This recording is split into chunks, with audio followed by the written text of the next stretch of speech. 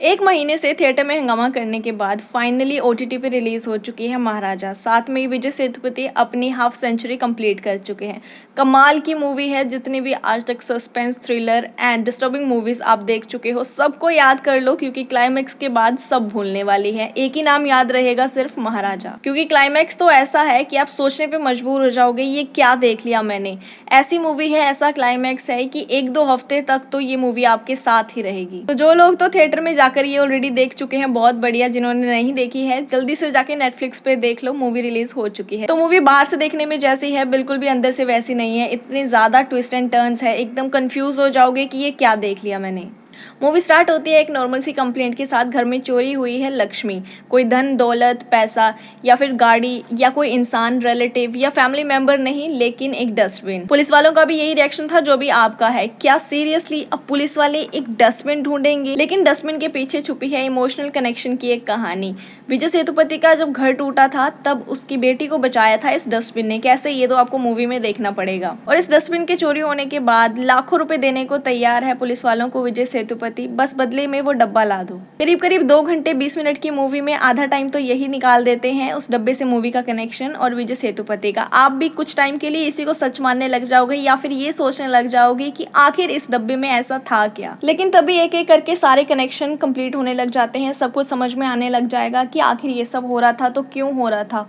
फिर जब आपको सारे लिंक समझ में आने लग जाओगे तब आपका रिएक्शन होगा, ओ माई गॉड, तो ये सब इसलिए हो रहा था। लेकिन आप जितना भी खुद को प्रिपेयर करने की कोशिश कर लो, जितना भी अपना दिमाग लगा लो, क्लाइमैक्स तक नहीं पहुंच पाओगे। इतना तगड़ा क्लाइमैक्स लिख दिया है। क्योंकि मैंने खुद 15-20 मिनट पहले फिगर आउट किया था कि ये भी क्लाइमैक्स हो सकता है और बिल्कुल वैसा ही हुआ। लेकिन वो मूवी पॉज करके मुझे सारे लिंक दोबारा कनेक्ट करने की जरूरत पड़ गई थी। फिर मुझे आइडिया हुआ कि यस, ऐसा हो सकता है। स्पॉइलर नहीं दूंगी, आगे के पॉइंट्स बताती हूँ। बट जिस पीक लेवल का क्लाइमैक्स होता है, ओ माय गॉड, उसको बनाने के लिए बहुत टाइम लगता है। जिस तरह से मूवी की स्टार्टिंग हुई है, हर एक लिंक को जोड़ा है, डिटेलिंग डेप्थ में जाके सारी स्टोरी लाइन लिखी है, उसके बाद ही निकल के आता है ऐसा जबरदस्त क्लाइमैक्स जो बिल्कुल आउट ऑफ बॉक्स निकल जाता है। क्लाइमैक्स के बाद 10 मिनट तो आपको प्रोसेस करने में ही लग जाएंगे कि आखिर ये क्या देख लिया मैंने। इतना ब्यूटीफुली स्टोरी को डिटेल के साथ आपको समझाया है, बिल्कुल एक एक पॉइंट इतनी डेप्थ से समझाया है, जरा भी आपको नहीं लगेगा कि आपने कुछ भी मिस आउट कर दिया। मूवी देखने बैठोगे तो जरा पेशेंस से बैठना, क्योंकि फर्स्ट हाफ आपको ये डब्बे वाली स्टोरी समझाने में लग जाएगा और सारे कनेक्शन,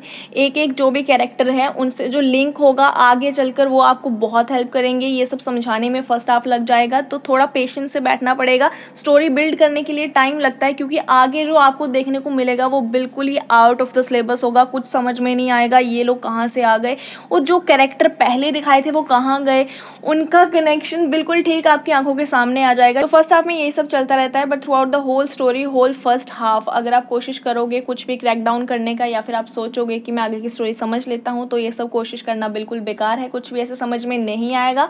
अपना दिमाग छोड़कर बिल्कुल चुपचाप ये मूवी देखो, सब समझ आने लग जाएगा। विजय सेतुपति के साथ पिक्चर में विलन है अनुराग कश्यप।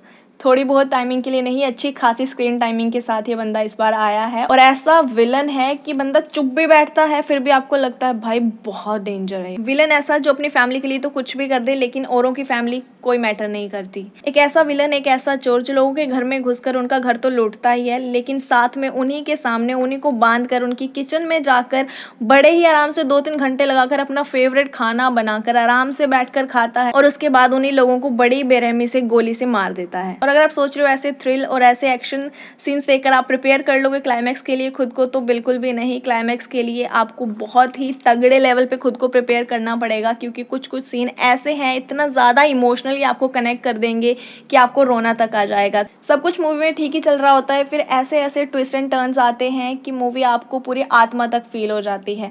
बीच में कुछ कनेक्शन ऐसे भी हैं कि आप मूवी की स्टोरी को बिल्कुल पर्सनल लेने लग जाओगे। तो इतनी खतरनाक, इतनी थ्रिल और इमोशन से फुल आपको ये मूवी मिलने वाली है। आपको समझ नहीं आएगा, इतने सारे इमोशंस एक के बाद एक आते रहेंगे, एक साथ इतने सारे इमोशंस आ जाएंगे क्लाइमैक्स के बाद, आपको समझ नहीं आएगा आप करें तो करें क्या। कहानी में कुछ ही सेकंड लगते हैं इतना बड़ा ट्रांसफॉर्मेशन करने के लिए, आपको पता नहीं चलेगा कि आपकी आंखों से आंसू भी टपक पड़ेंगे। विजय सेतुपति की तो क्या ही बात करूं, जितनी बातें करो उतनी कम। ये बंदा अकेला ही पूरे बॉलीवुड को टक्कर दे सकता है। मूवी में कैरेक्टर ऐसा है कि जब तक गुस्सा नहीं आया चुपचाप जितने मर्जी काम करा लो, सब कुछ कर देगा बिना कुछ भी कहे, लेकिन जैसे ही गुस्सा आया तो 10 लोग भी सामने हो, हिला नहीं सकते इस बंदे को, जितने भी लोग सामने आ जाएं, जैसी भी सिचुएशन हो, कुछ फर्क नहीं पड़ता। आप समझ ही गए होंगे, इससे ज़्यादा बोलूंगी तो स्पॉइलर हो जाएगा। तो विजय सेतुपति और अनुराग कश्यप की परफॉर्मेंस तो नेक्स्ट लेवल है ही, लेकिन स्टोरी की डेप्थ और डिटेलिंग इतनी ज़्यादा है, स्टोरी लाइन इतनी अच्छी है, एक मैसेज इतना अच्छा इसमें से मिला है।